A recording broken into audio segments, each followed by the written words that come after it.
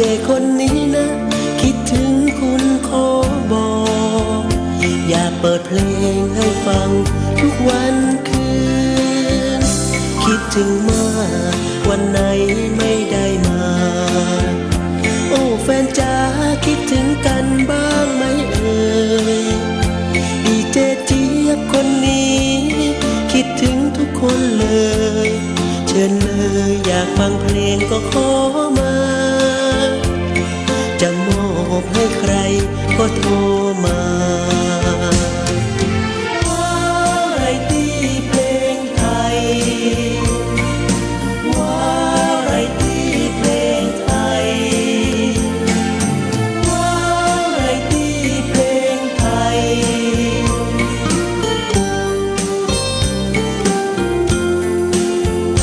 ให้ข้อคิดให้กำลังใจให้ความหมายในเพลงที่เปิดอยู่ในโลกใบนี้ปัญหามันต้องเกิดเปิดเพลงฟังเพลงให้ผ่อนคลายฉันลงโลกด้วยความจริงใจลูกผู้ชายคนนี้ยังสู้อยู่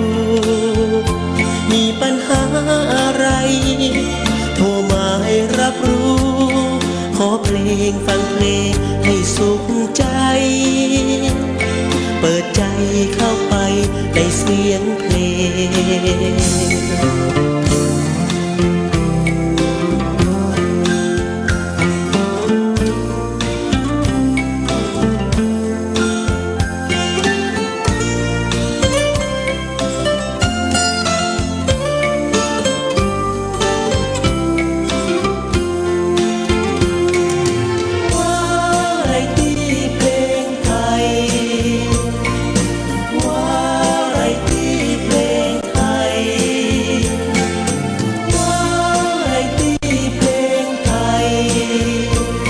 หัวใจ